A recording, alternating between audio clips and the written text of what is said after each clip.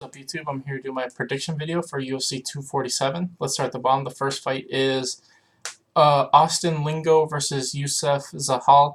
And to me, these both look like solid up-and-comers. I think Youssef is pretty much just a jiu-jitsu guy, though. I think Austin's the much more well-rounded guy. And I'm just leaning towards Austin because, he's 7-0 and Youssef's 7-2. And I just feel like Austin, he's got a better mix of striking, grappling, and wrestling, as where Youssef's just a jiu-jitsu guy. So I'm leaning towards Austin. I think he wins all 3 rounds and wins a 30-27 decision. Next is Journey Newson versus Domingo Pilarte. And to me, Domingo looks like a solid jiu-jitsu guy with solid technique on the feet, but his overall durability isn't that great. I feel like his striking isn't super amazing, and his ability on the ground is just above average. To me, Journey, even though he's 0-1 in the UFC, the guy he fought was, I can't remember his name, but the good Brazilian guy at 35 right now. I can't remember his name off the top of my head, but he looked really good in a fight where he was a late replacement, a pretty big underdog against a guy who I think now is like 4 or 5-1 in the UFC. And to me, Journey just looked like he had a good mix of striking, grappling, and wrestling. And Domingo's like that too. I just don't like that he's not a great wrestler and he doesn't have great durability on the feet. And I'm just leaning towards Journey. I liked him a little bit more in his debut than I have Domingo. So I'm leaning towards Journey. I think he wins either by decision or by knockout. Next is John Mills versus, or Miles Johns, my bad, versus Mario Baptista. And to me, Mario has good durability, good volume on the feet, and good wrestling, but I think John Mills is just more technical everywhere. I think these guys are pretty similar. I just think Miles Johns is a little bit better in all 3 areas. So I'm leaning towards Johns to just kind of edge out all 3 rounds. Next, we got Andrew Enwell versus Jonathan Martinez. And to me, I feel like we saw in both these guys' last fights pretty much how this fight's going to play out. They're both strikers. Neither one of them is the greatest wrestler. They both have decent takedown defense, and I think this is going to be a back-and-forth striking match, but I think Jonathan Martinez just has way better conditioning. I think Andrew Enwell does not keep up the pace very well, especially if you come at him and hit him hard. I think Jonathan Martinez and Andre are going to have a back-and-forth fight for as long as this lasts, but I think towards the end of the second, beginning of the third, we're going to see Jonathan start to pull ahead, and I think, like I said, towards the end of the second, maybe the third, we're going to see him win by knockout or TKO. Next, the fact that this fight isn't on the main card is absolute horseshit. Lauren Murphy versus Adriana Lee. This is better than some of the fights on the main card. In all honesty, it's better than, 3 of them other than the 2 main event and co-main event. This is like number 8 and 9 going at it, and somehow they're like the second fight in the prelim. It's BS. I hate it. To me, I like Lauren Murphy, but I don't think she's the most well-rounded fighter. I feel like she only knows how to go at people one of 2 ways. She's either striking or grappling, and she doesn't mix the 2 together very well. And I feel like, although her striking is pretty good, her ground game is pretty much just defense. And I think Adriana Lee, on the feet, it's probably going to be close, but I think Adriana will be able to take Lauren down whenever she wants. I don't think she'll submit her, because Lauren has good defense, like I said, on the ground, but I think Adriana's just going to be able to hit the takedowns and, get in dominant positions and just grind out a 30-27 decision. I think, like I said, Lauren Murphy is not the most impressive when it comes to being super well-rounded. And yeah, like I said, I think Adriana Lee is going to get a pretty dominant 30-27 decision. Next, we got Alex Morono versus Kylan Williams.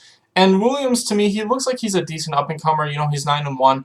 My only problem is he hasn't fought anyone super amazing. He has like 1 or 2 decent wins, but for the most part, he's fighting low-level guys, which is fine, but I feel like he's the guy that should be on like the Tuesday Night Contender Series and, kind of earn his spot in the UFC. I feel like he's getting this fight just because it's short notice. I think Alex Morono, striking-wise is probably close. I slightly lean towards Morono, but on the ground, I think Morono's going to have a phenomenally huge advantage. I think that Morono's a solid jiu-jitsu black belt. And I think if he gets this to the ground, he'll submit him. And I think that's what's going to happen. I think Morono gets it to the ground and gets a first-round sub. Next, we got Trevin Giles versus Antonio Arroyo. And this is basically just like Trevin Giles' last couple of fights. It's like, if he keeps on the feet, I think he's going to dominate. I think Arroyo's only chance to win this is to take it to the ground. I'm not saying Arroyo's a bad striker. I think Giles is much better there. And I think Arroyo isn't as strong of a wrestler and as athletic as Giles. I think Giles, the only way he loses is if he kind of does what he did against Jared Mearshart and just kind of allows himself to grapple with this high-level black belt. As long as he doesn't allow the fight to be... And I say allow because I really believe that if he chooses to not go to the ground, it probably won't go to the ground. So as long as he, uses his solid takedown defense and more athletic ability to keep on the feet and just outstrike this guy, I think he's going to win a decision, maybe even get a knockout. But either way, I'm leaning towards Giles. I think that as long as he fights smart, he should win this decision at least pretty easy. Next, we got Derek Lewis versus Ilir Latifi. And, you know, I like Ilir Latifi. I think it's smart they moved to heavyweight. I think he's fighting someone too good too fast, though. I think Derek Lewis, you know, he can kind of stuff the takedowns and keep up with Ilir on the ground. I still don't think Ilir's conditioning is going to be significantly better at heavyweight. I think his issue is more of a muscular thing when it comes to his cardio. I think that's why he's moving up to heavyweight. I still feel like, you know, Derek Lewis is probably the overall faster guy with his hands. And like I said, on the ground, I think the overall better grappler is Lewis. I think the better wrestler is obviously Latifi. If he's smart, he can kind of, you know, pin him down. And that might be his plan, is just to pin Lewis down repeatedly. And he might be able to do that if his conditioning holds up, but I just don't believe it until I see it kind of thing. And because of that, I think that eventually they're going to get an exchange, and Lewis is just going to have the better conditioning and, you know, the better power, and he's going to knock out Latifi. So I got Derek Lewis winning either by probably second or third round KO. Next, we got Mirsad Bektic versus Dan Ige, and this is really tough because I feel like Mirsad, you know, even though he's like 7-2 in the UFC, his 2 losses, you know, were the one loss to I can't remember the guy's name, but it was a guy that he was dominating, and then he got caught with a head kick and a punch in a fight that he was kind of dominating, like I said. And then, you know, and then he won like 3 or 4 in a row, and then he got knocked out by, who was it? Josh Emmett. And it's like, you know, those are 2 decent losses. And like I said, one of the losses was a loss where he was dominating. He just didn't fight smart towards the end. And Dan Ige, on the other hand, you know, he lost his UFC debut to somebody who was really good, and in my opinion, should still be undefeated in the UFC. But, you know, I think he's won 4 in a row, and one of his last win was against, I can't remember these guys' names, but the Mexican dude who was undefeated before that, or he might have had 1 loss. But the Mexican dude was really, really good, and to me, I feel like this is super close because it's both these guys have about the same level of striking. I think Dan's a little bit better overall grappling-wise, but I think Bersad's the better wrestler overall.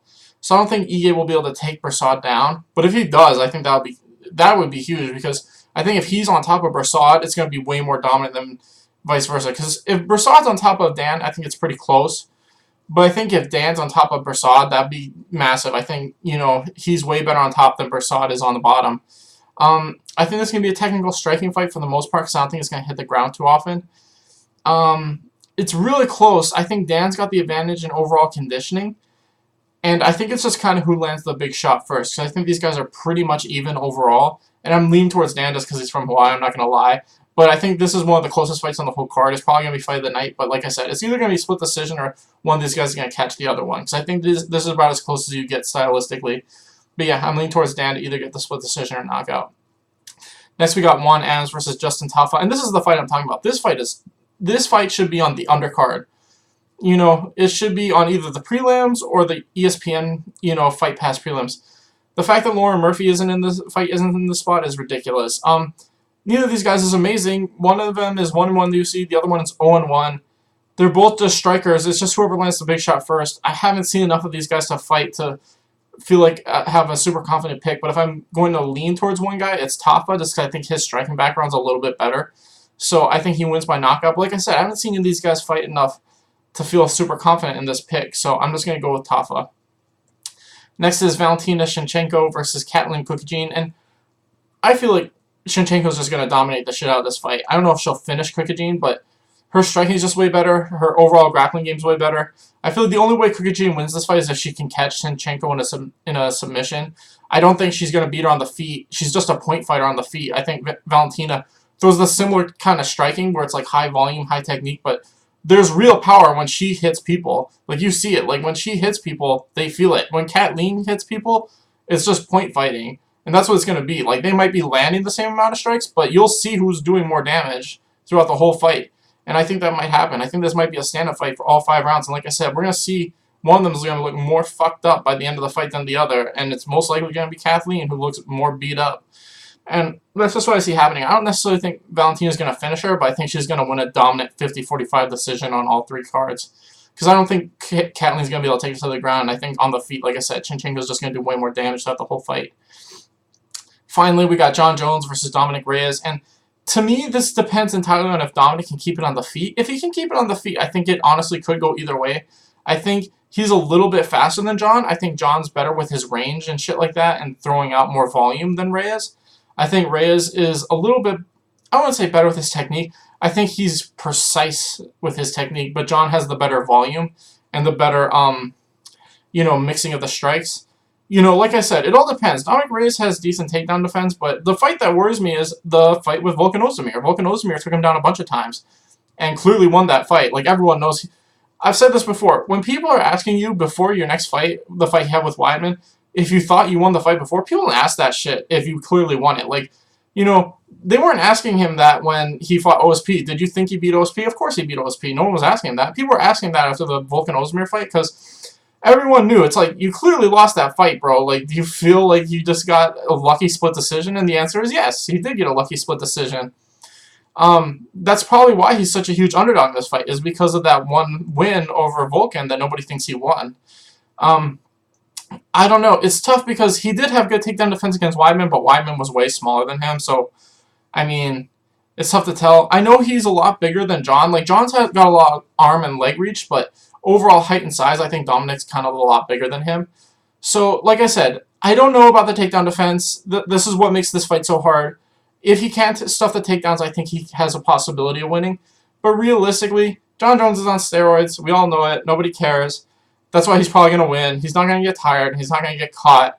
Like I said, the steroids, it's an annoying thing that nobody seems to give a shit about. But yeah, he's probably just going to wind up winning all 5 rounds, I mean. I hope Reyes wins. I would like to see him knock him out, but this is not going to happen. I got Jon Jones winning by decision. Anyway, thanks for watching, guys. Please like and subscribe.